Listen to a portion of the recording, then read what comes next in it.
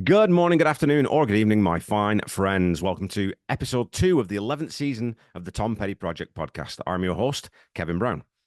This is the weekly podcast that digs into the entire Tom Petty catalogue, song by song, album by album, and includes conversations with musicians, fans, and people connected with Tom along the way. Today's special episode is part of a fantastic conversation that I had with the brilliant Shawn Murphy, a lifelong Petty head who built and maintains the amazing TomPettyTrail.com website. Shawn and I chatted about being an outsider growing up and how music can help us through those difficult formative years, his recent battle with cancer, and how that sharpened his focus on pulling together the amazing resource that he has. If you're traveling down to Gainesville this week for the Tom Petty weekend, TomPettyTrail.com is going to be an essential resource for you, so make sure you check it out. Lots of links in the episode notes. So sit back, relax, and enjoy my conversation with Shawn Murphy. Tom Petty. Tom Petty Project. Tom Petty. Hey, Tom Petty Project.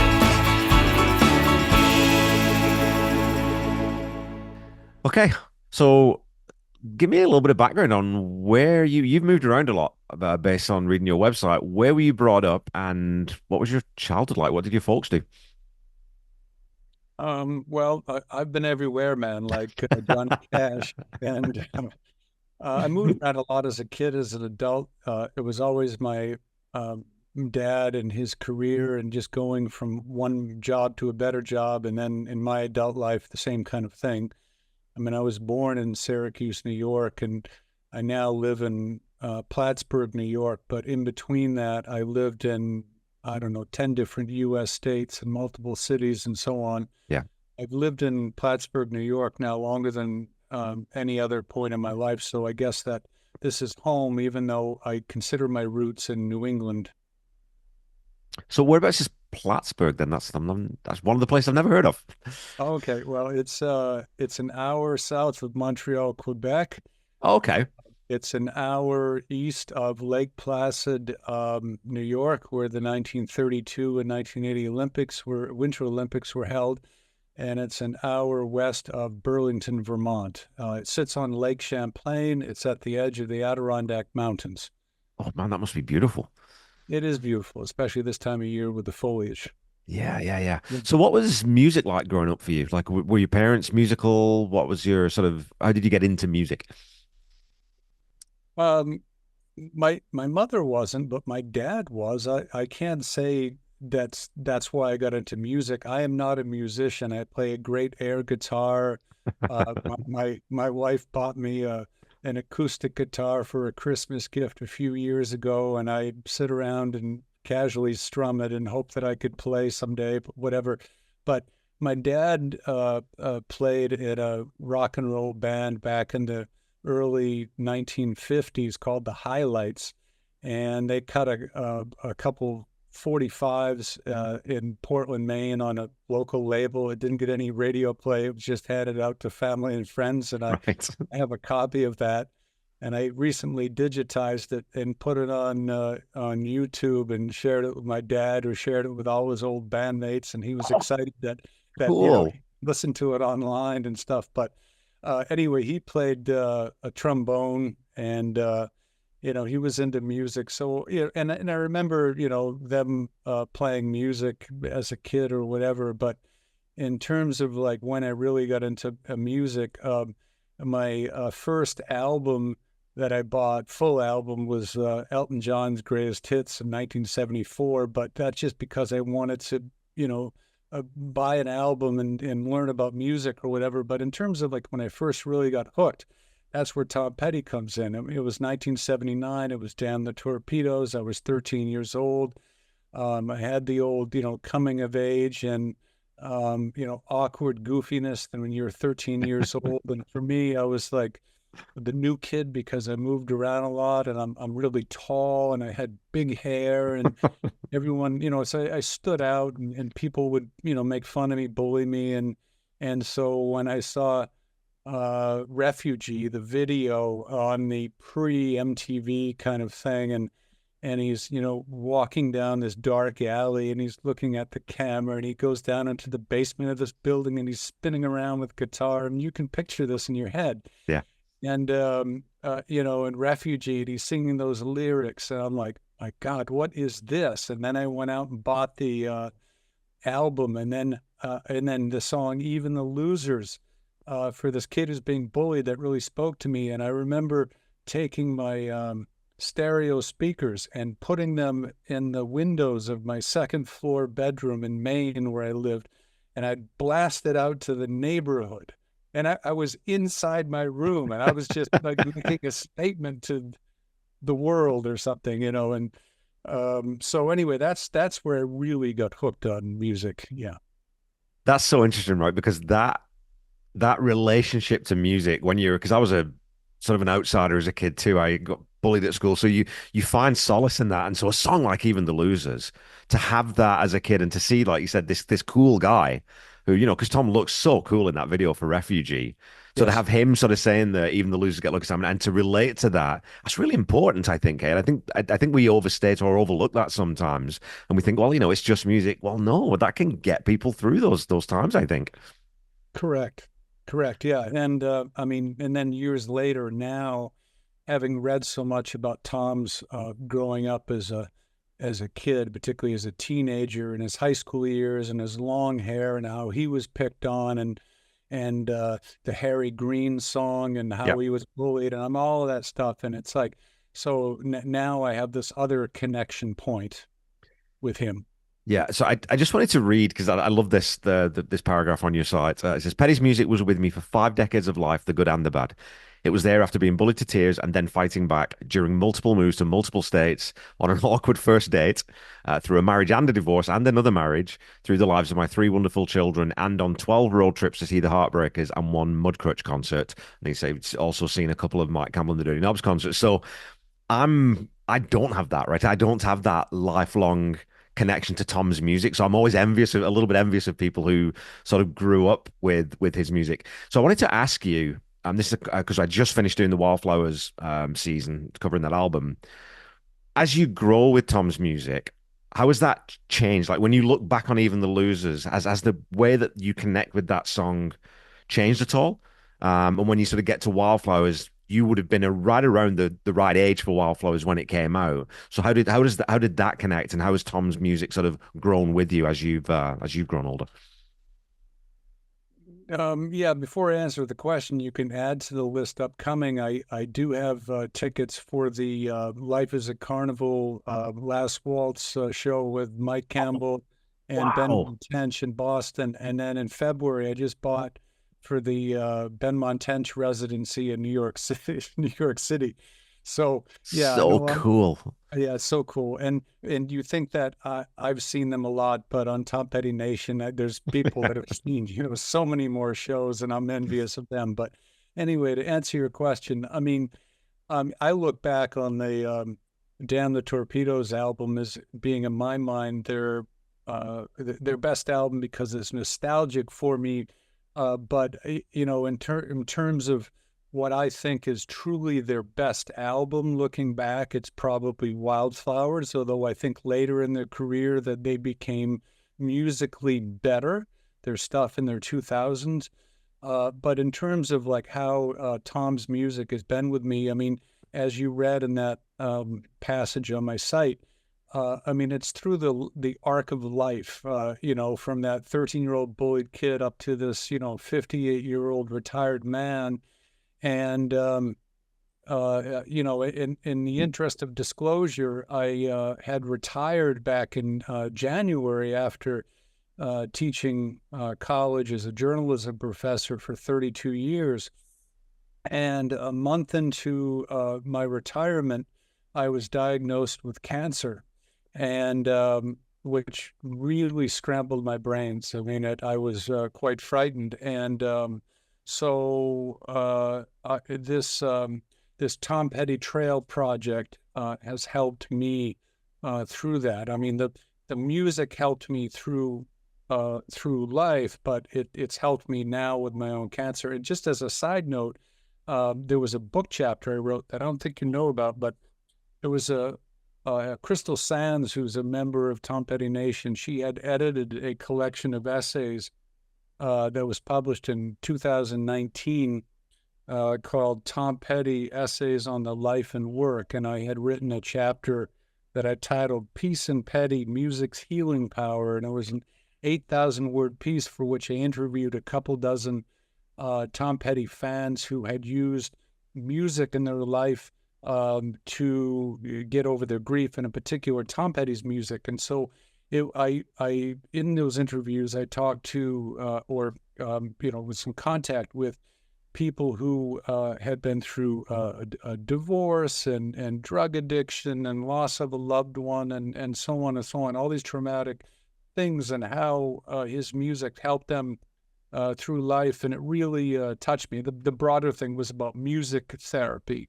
Right. And the article wasn't necessarily about me, but I disclosed that, his music had helped me through my life, but that was written before my cancer diagnosis. So since the cancer diagnosis, his music is,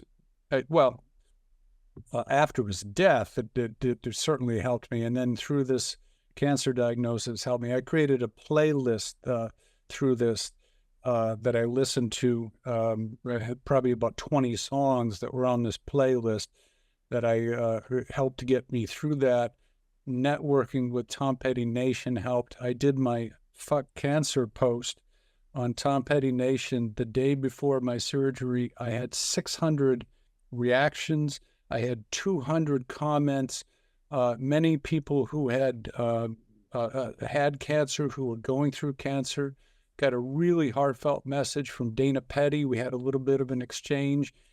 I mean, but these are people who are I see as my friends, Yeah. and I don't know them, but it's a really nice community, and I feel that with at the concerts. You asked about the concerts. I mean, I always felt that at the concerts. I mean, I've seen about 250 concerts Oh, in my wow. lifetime. And I actually keep on a spreadsheet all of them. I have all my tickets in a scrapbook, all my keepsakes, and I have a spreadsheet with all the bands and the dates and the venues and like little notes about playlists and whatever. And then and in that there's probably about 450 groups that I've heard, and I've enjoyed all the concerts, and they're always fun, and there are always fans who are there. But at the Petty shows, and now with the Dirty Knob shows, I always felt that I was there with my friends. There was an Yeah. atmosphere. There was a community that was different. And maybe it's because I'm such a fan. I felt that way. But anyway, that's how I felt. I think that is well, we just do that as human beings, right? We always look for community. We always look for our tribe. We always try and find our people. And the Tom Petty Nation is this incredible, supportive, positive space that, for the most part, I mean, you do get some stuff creeps in now and again, but that doesn't surprise me that you got so much love and support on the nation. But Thanks. when you write it, so these essays, and I haven't read that. I haven't picked that book up yet, and I really need to, especially after speaking to you just in this brief time here. I wondered, as you were talking to people and going through some of those interviews with fans, is there anything that stood out to you, and especially as being a journalist, obviously you're a bit more tuned to this, maybe is there something specifically about Petty that is different from, Springsteen's fandom or the Dead, the Grateful Dead? Because to me, the Petty fandom just feels that little bit different, and I've never been able to put my finger on exactly why that is. That's a very good question. I don't know. I mean, I'm thinking of the Dead songs or the Springsteen songs. I mean, and then the Petty songs. I mean, lyrically, I think Tom's songs just are universal and relatable, and they speak to you at different points in your life, dealing with different things. And so, like, it was interesting to me that with the people I interviewed for that book chapter, some of them talked about certain song, a group of songs that they all listened to that helped them, but each one had like special songs that spoke to them, and this particular song got them through this moment in their life, or it Right. might be a different song for a different moment in your life. And personally, I can relate to that too. I mean, even the Losers was like the big thing when I was, 13, and I like the song now, but like, it's different now. Yeah. There's another song, maybe it's something good's coming is the song that for me now, or whatever. It's just a certain moment in life that you extract a song and a song lyric that speaks to you. There is something about the way that Tom grew as well, right? That's the other thing I think is he he grew he grew artistically as he grew emotionally. And so, like you just said, I mean that song "Something Good Coming" for me is absolutely just it blows me away every time. It's one of those that when it comes on, if I'm not ready for it, I'm not, and if I'm in any sort of heightened emotional state, it will make me cry. It just will, right? And so I Yes, think that yes, that's maybe part of it because Springsteen, say as an example, and I don't like always using Springsteen as the parallel because I get in trouble for bashing Springsteen, which I'm not doing, I like Springsteen. and I like Springsteen too, but I that emotional resonance, I don't find it grew in the same way as Yeah, that Tom's music sort of, when you listen to the nature of how relaxed Mojo is, or you listen to the nature of how angry the last DJ is, or you yeah, listen to the sort of the reflective nature of Wildflowers, it's yes. someone who's letting us in. It always feels like he's letting us in on the inside, not too close, but close enough. Yeah, I agree. I can't add to that. That was a great assessment. Okay. You should be a journalist. Oh Jesus! I don't. I've got the words. I don't have the discipline. That's what I think. Got it. Because I know. Well, and we'll talk about that quickly though too. Because having a journalism background and being a writer yourself, I know that whenever I speak to writers, I think that they definitely sort of really connect with Tom because he was very literary and literate. And they're obviously very well read, and he would bring in references and use language in very specific ways that wasn't just sort of run of the mill rock star. So I just kind of wondered what you think about just about his writing itself when you just read the words on the page. They're the lyrics are so well, some of the lyrics are abstract and some of them are very concrete. I mean, there are songs that I wonder what is going on here? What is he Yeah, talking about? And then others that I can see the character, I can see myself in this song or whatever. And but all of them are good. I mean, whether it's his story songs, like say, I'm thinking, Trip to Pirate Cove, yeah, which is just like I'm on this journey with him, and I'm just like, this Canadian dime and so on, and like songs like that. And then of course I'm struggling on right now to think of like an abstract song, but there are songs that I will hear, and I'm like, I'm not sure what he's getting at. It's yeah. almost like some of the Dylan lyrics that, where I'm like, I like the song, but I'm not sure what he's talking about. Dylan's the master of that, though, right? I mean, he is, and that's we Yes. all we all worship at the altar of Dylan when it comes to abstract. But I think, again, just having done Wildflowers, if you look at "Don't Fade on Me" and Harry Green, I think that explains exactly what you're talking about. Because "Don't Fade on Me" is very it's ambiguous, and there's a lot of room in there for you to sort of do all the coloring in. And then Harry Green Yeah. is this very prescriptive tale Yes. of something, right? So Okay. That's what I'm going for. Yes. Don't Fade on Me, which I love that minimalist, the guitar, oh and yeah, it's like different people could interpret it a different way and read into it. yeah, That's the example I was looking for. That's the abstract song, but Harry Green is very concrete. I mean that I can see Tom in that situation. He's there. I mean, it's very autobiographical. yeah. Harry Green himself is a real person, and he's one of the stops on my trail. Yeah. But yeah, I mean, that's a great example right there, Kevin. So you said you saw Tom play or the Heartbreakers play live a dozen times. Yeah. So when was the first and when was the last time you saw him play? Saw them on the Long After Dark tour Oh, that have the wow. re-release coming out now. So that came out in '82, but I saw him in '83. Yeah. And Nick Lowe opened for that show. And then the last show was the last tour, 2017. I saw him in June of 2017. Yeah. And you also saw Mudcrutch. So here's a question then, because I've talked to people about Mudcrutch, and people say who saw the Heartbreakers and Mudcrutch that you could tell that it was Mudcrutch was much more relaxed.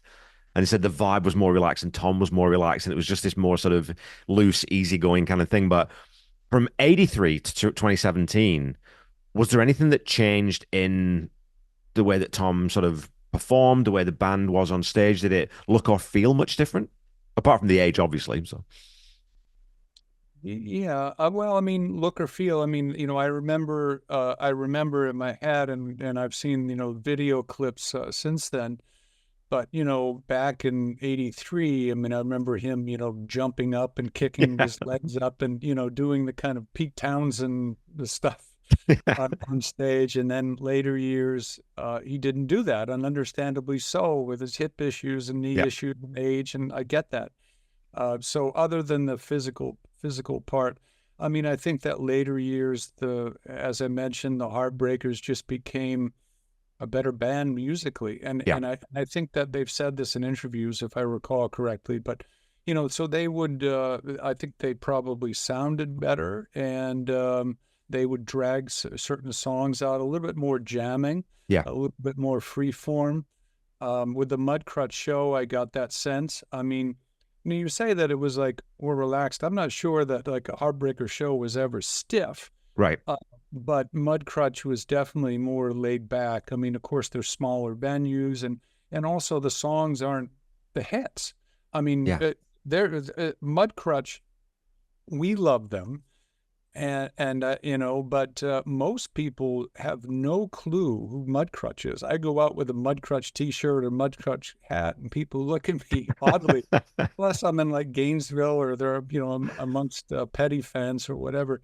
But if I go out in a Tom Petty shirt, I'm constantly having people, literally like every day. I could go out yeah, today grocery shopping, and it's like, oh, I really miss Tom Petty or whatever. I get that all the time. yeah, But Mudcrutch they didn't know, so they're not. Mudcrutch was not playing the Tom Petty and the Heartbreakers greatest hits, which you would have, a lot of those at a Heartbreaker show. yeah, So it's a little bit different. It's for real diehard fans. And so I think it was laid back in that sense. I mean, it felt almost like being in the living room, yeah, or in their clubhouse in L.A. They recorded albums. We've seen pictures of that. yeah, They had the if I recall correctly, they had the carpet on the stage at the shows. I mean, it was like real kind of like intimate kind of thing. yeah.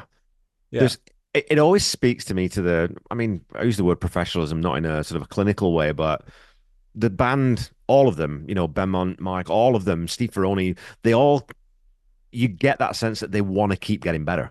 That they were never they never relaxed into that. Okay, well, we can just do this now because we've been doing it for 30, 40 years. They were always looking for the next thing. They were always looking for some way to get that little bit better. And to me, that's why I've talked about this on the show lots, that when you get to Mojo, Hypnotic Eye, Mudcrutch 1 and 2, it's not a band that's sort of just churning out the next record. It's an artist and a bunch of musicians who are still trying to find new ways to say interesting things that they haven't said before, which is unusual. And obviously you've seen a lot of gigs. I don't think you get that with very many what they call legacy acts. You just don't see that, right?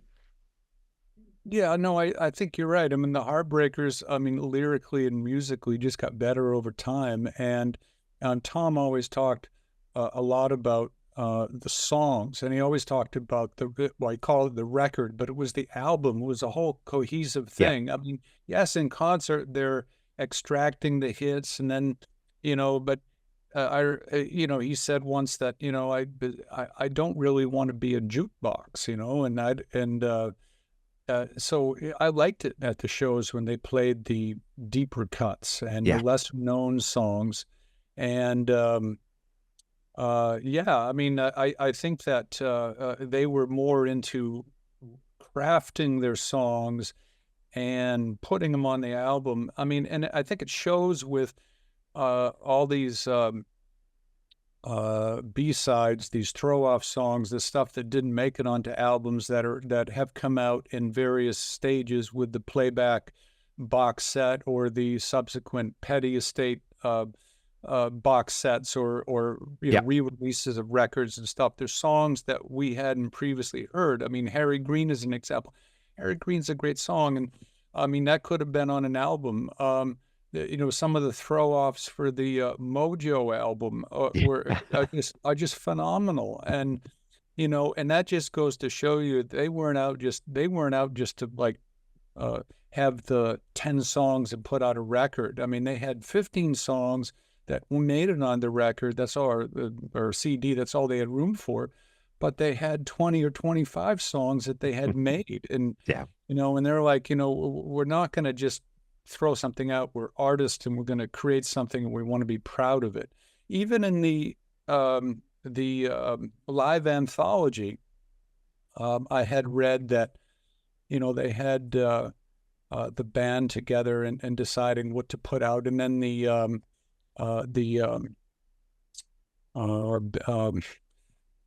American Treasure box set. Yeah.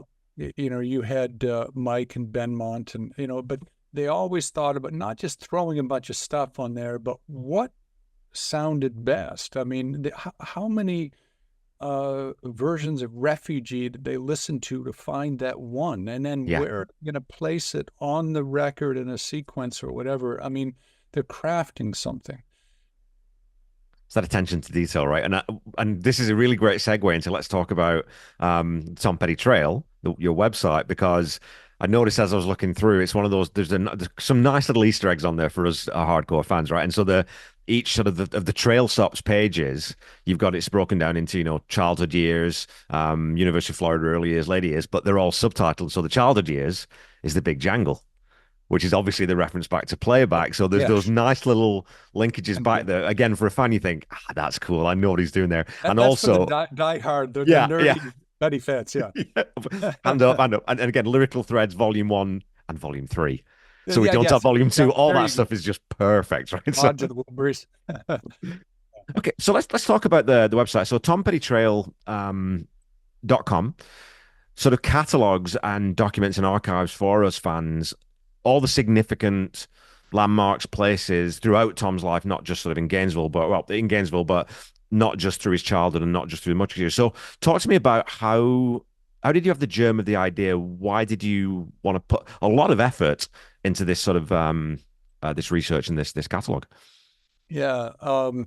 Well, I mean, I'm obviously a Tom Petty fan, and I did go to Gainesville once in the late '80s when I was living in Florida, and I went up there to visit a friend who was going to the university just for a night of drunken debauchery, and I remember he drove me by his house at the time, but I have a vague memory of it or whatever. But I really wanted to go back and spend more time in a sober mind, and check out Gainesville and go to the various sites.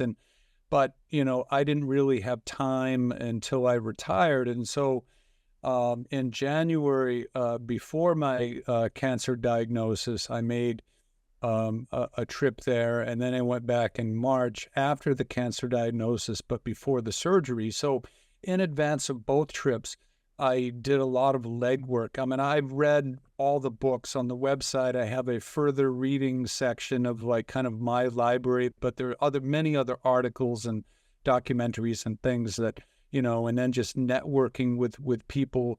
Tom Petty Nation and the people on there were really helpful in sharing what they knew, and I knew a lot of what they knew, and then they, I shared some stuff with them they didn't know, whatever. Anyway, so I did all of this, and then I I had to figure out, of course, not just what are the sites, but where are they, Yeah, and that's tough. And I have to admit that I do not own a smartphone. This is by choice. I am probably the right. first and last person you'll ever meet. So for me, my Tom Petty trail is I contact the Gainesville Chamber of Commerce in advance in January, and I said, "Can you mail me a paper map?"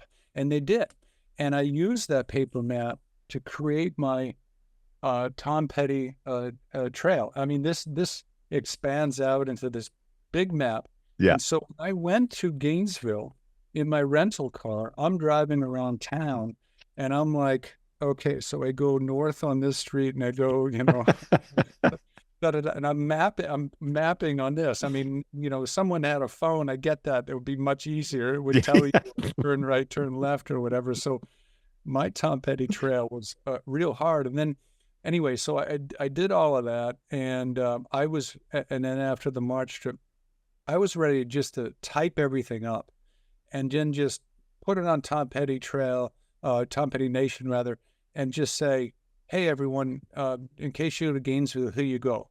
And my wife said, no, you're not. You're going to create a website and put it on a website.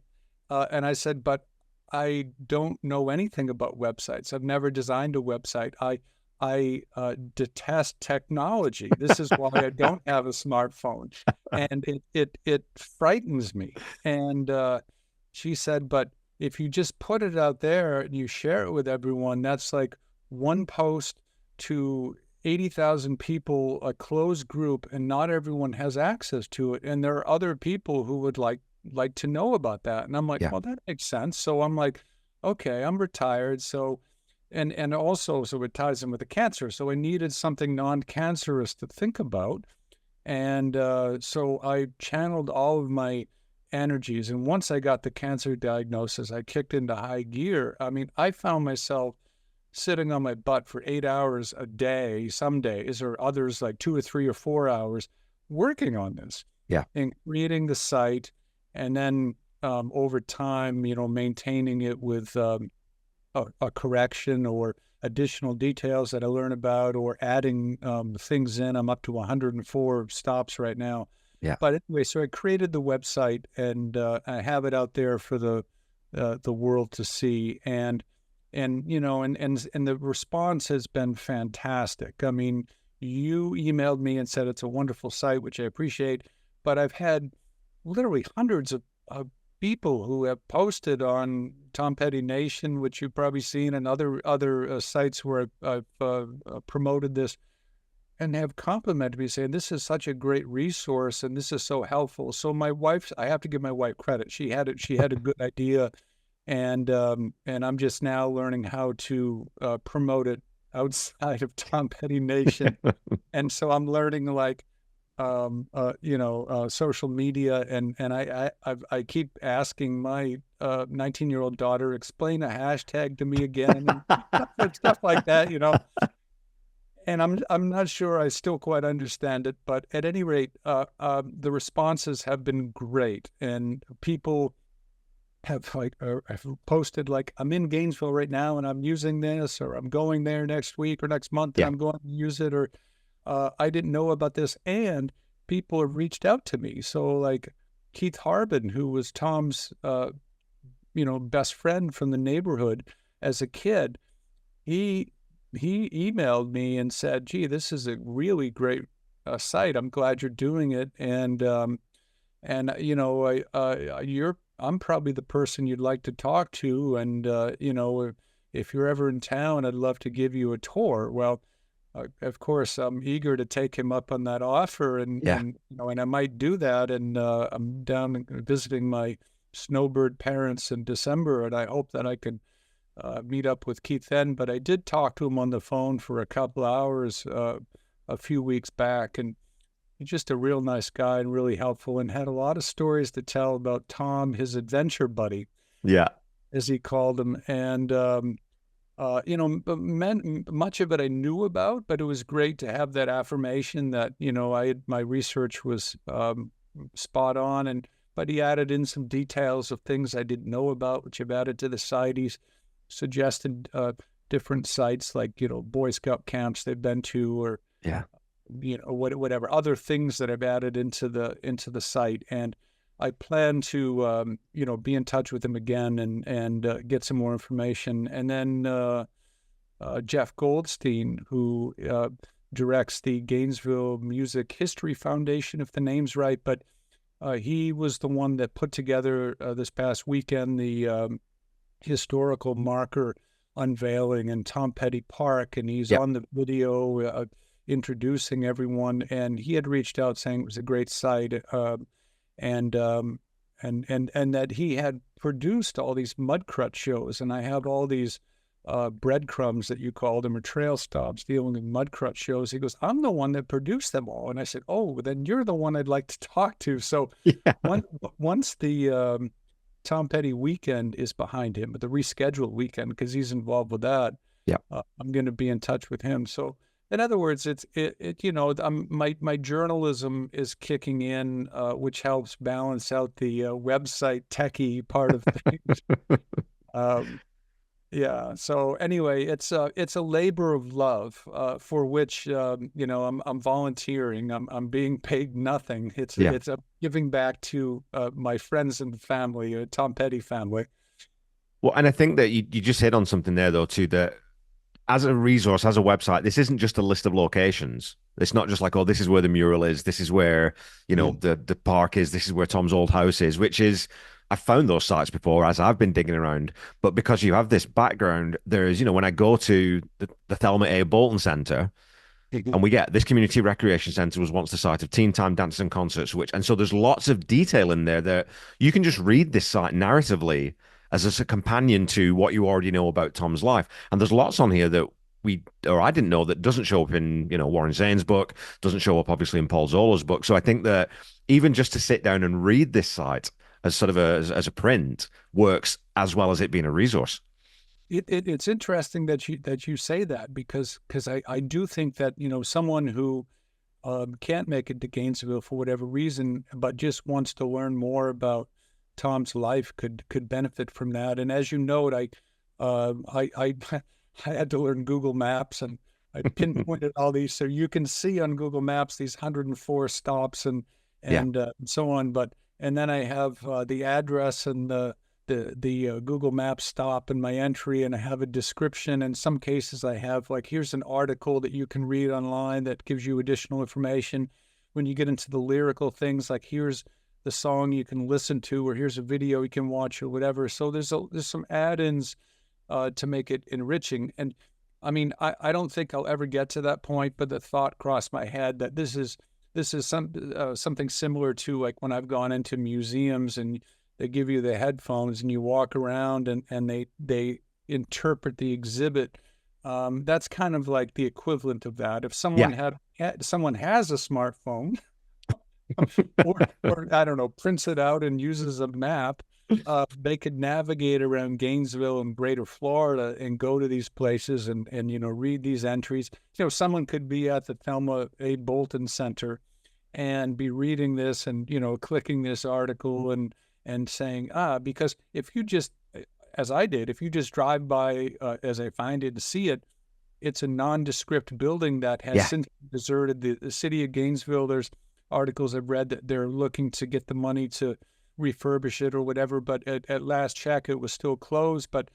And there's no historic marker. There's nothing that explains what this is. So no one knows that this is connected to Tom Petty. Yeah. And so this is a helpful resource. So, thank you for pointing that out. That'd be great. An audio guide. That would be phenomenal. We should, as a techie, we should think about that. Okay, maybe we'll have a follow-up conversation. I do love, though, that you said that, if you don't have a smartphone and you go around with a map, there's something about that tactile approach to doing this. It's the same reason that I still listen to vinyl records, right? I like putting my vinyl on because there is a different experience with that.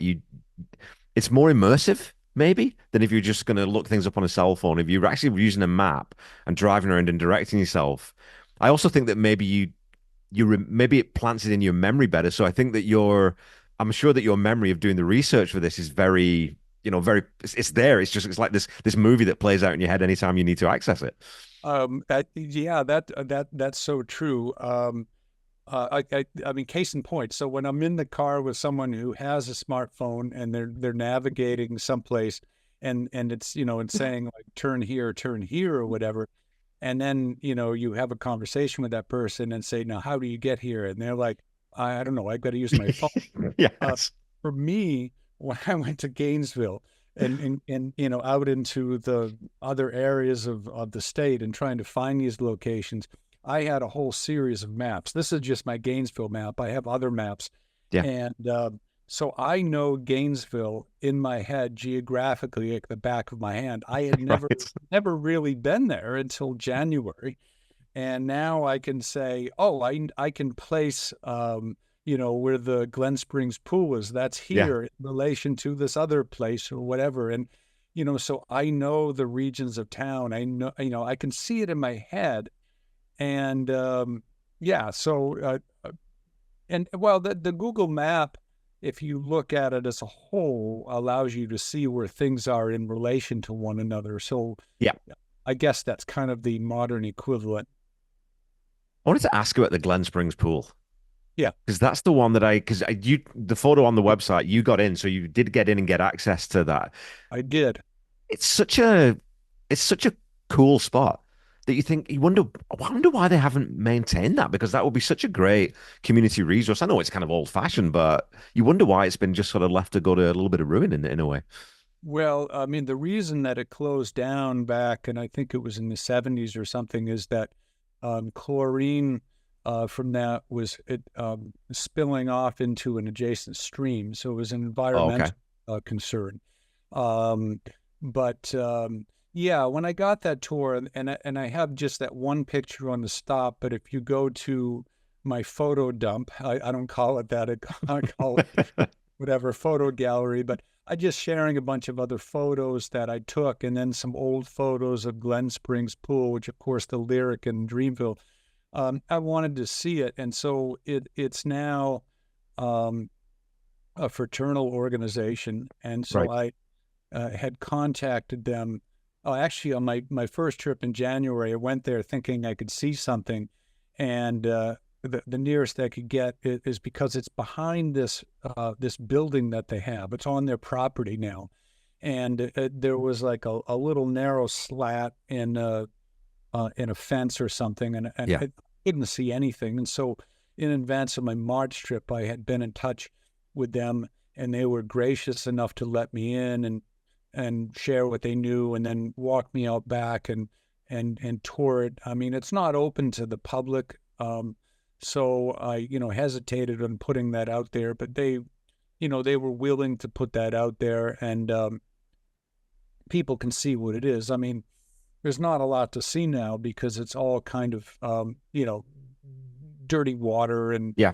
and whatever. You wouldn't want to jump in and swim there. I mean, they're yeah, but anyway, they maintain it on some level, and they were very proud of doing that because if I mean, I say it doesn't look good, but if they didn't do what they do, it would have looked so much worse. So Yeah. if you go out, they volunteer and clean it up as best they can or whatever. And there have been in my research, I mean, there has been talk in Gainesville of like this should be a historical marker and this and that. But when you get into that, it's like it's a maybe a good idea, but this would cost this amount of money. Who's going to Yeah. pay for it kind of thing? Exactly.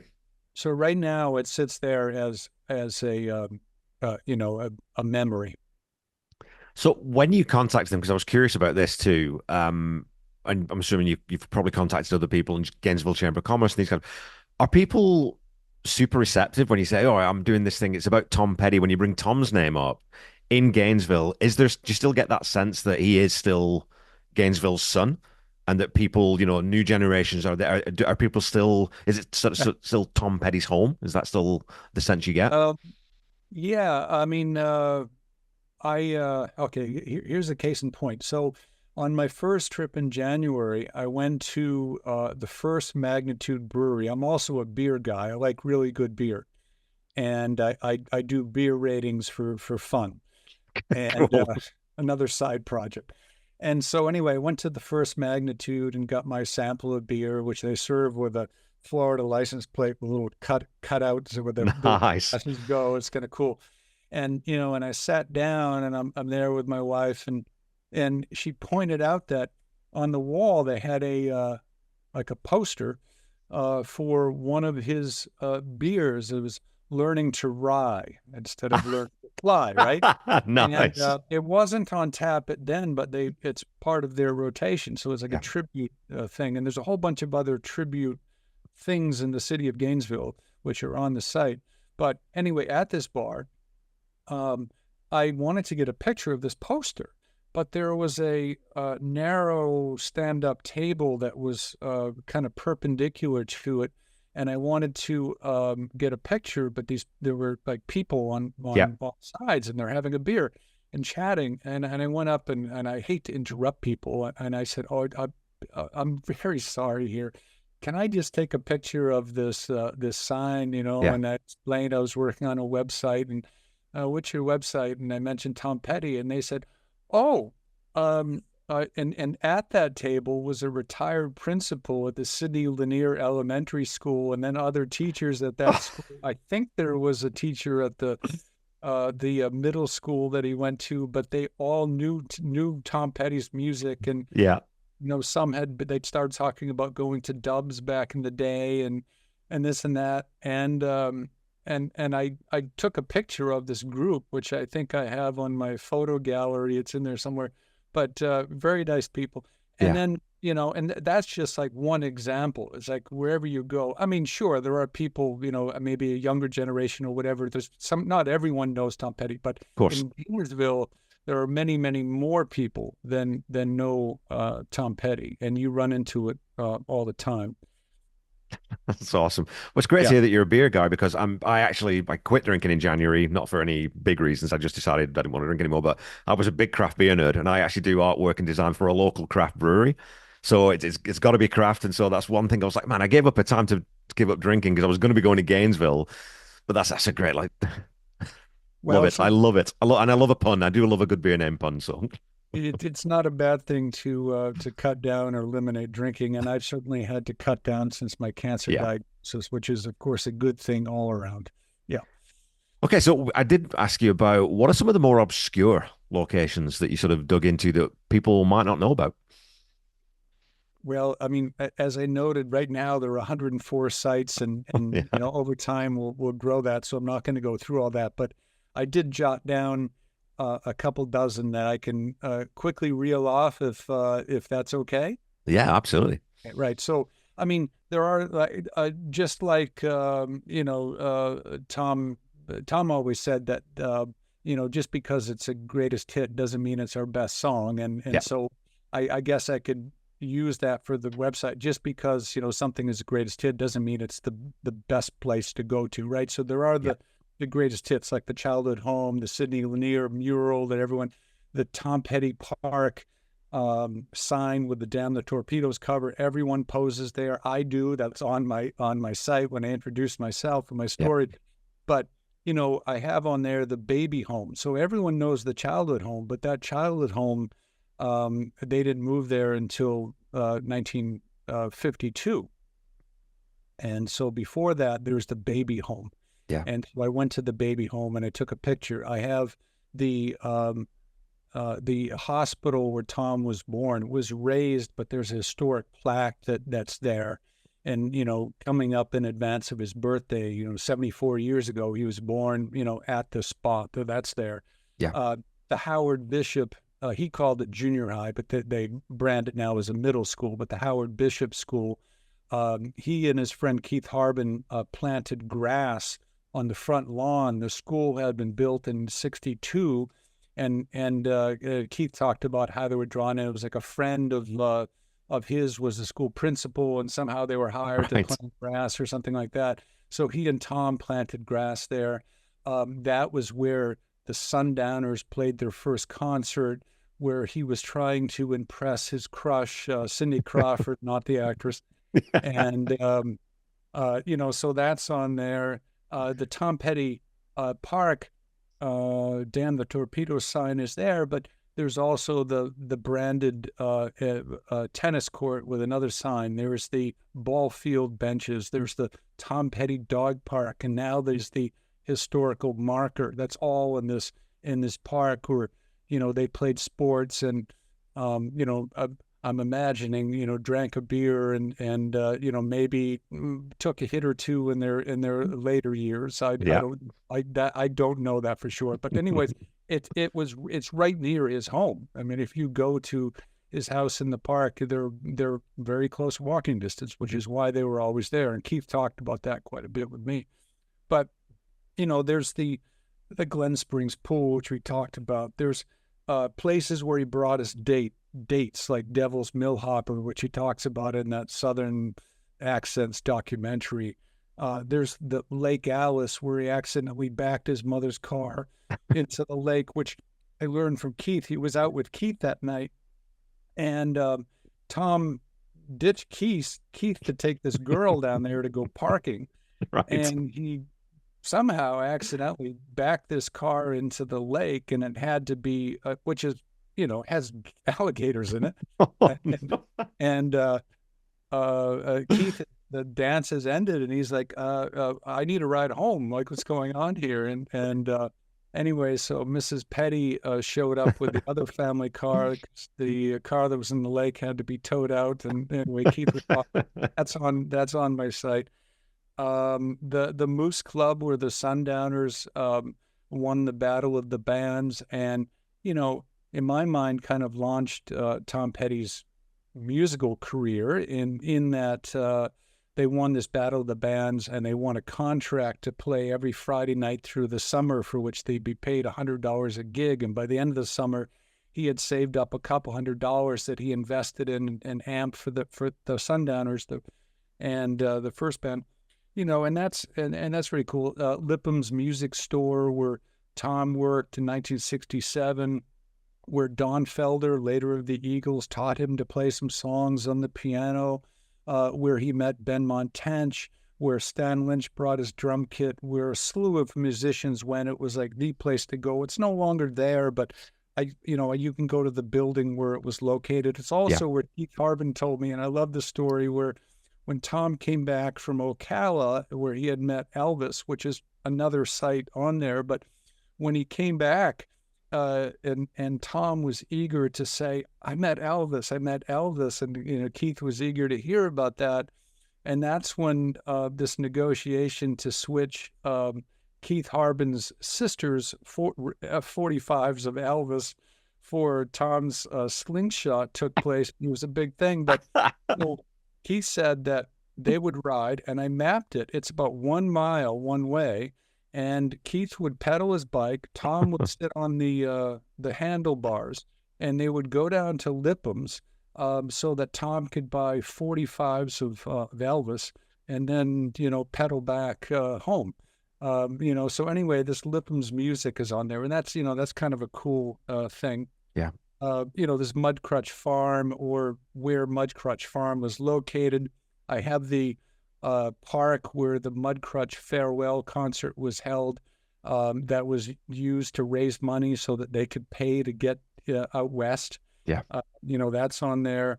There's Dubs, or the Social Security building now, but there's information about that.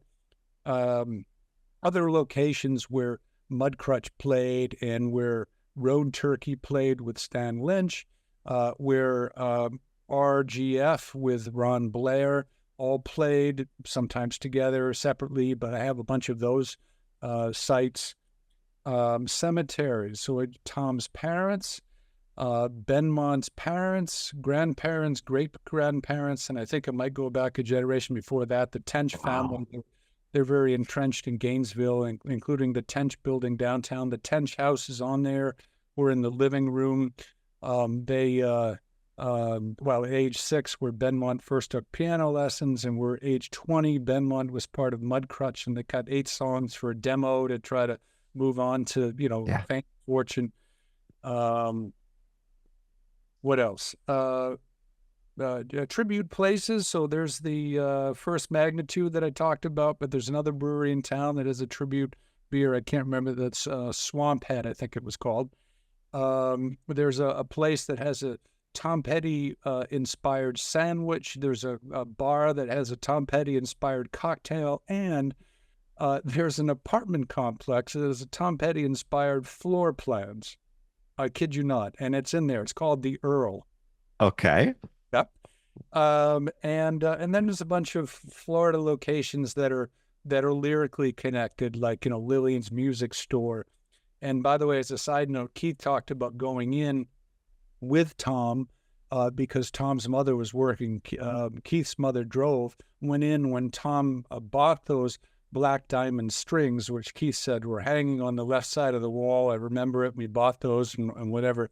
Oh, But anyway, so like that, the Cypress Lounge, which Tom talks about in the live setup to Spike, is now Munnigan's on 13th. I went in there and had a beer, and you saw folks playing pool and whatever. And I have photos on there. You can check that out. that must have been so cool too, though. I mean, that. It was interesting. On the TV at the bar, they were playing drag racing, and the guy behind the bar and sitting at the bar stool in the middle of the day, or watching the drag racing in the Cypress Lounge, if you will, or Munnigan's. And then like places like Casadega or Yeah. Casadaga, the spiritualist community, Brooker and Micanopy, which are in a mind with a heart of its own. The lyrics, I mean, these are deep cuts for serious fans, because there's Micanopy is a nice town with antique and old buildings and stuff. There's not much in Brooker, but I drove up there. Whatever. There's just Yeah. places to go. Okay, and then there's a side trail to Bo Diddley, because of course Tom and Bo were friends, and Tom looked at him as a musical influence. So I have that on there as what I call my side trail. So Yeah. the house where he died, which is out in the country, and there's not much to see out there, but you can get a feel for where he lived. His grave, which is really cool, and there's pictures of that online, and I have pictures. That's really cool. That's worth the trip. Yeah. There's the in Gainesville, the sites of the memorial, the sites of the funeral. There's a mural downtown now. There's the Bo Diddley Plaza downtown. Anyway, that's all on there too. But there's, these are just, I don't know, a couple dozen of the 100+ sites on the Tom Petty Trail.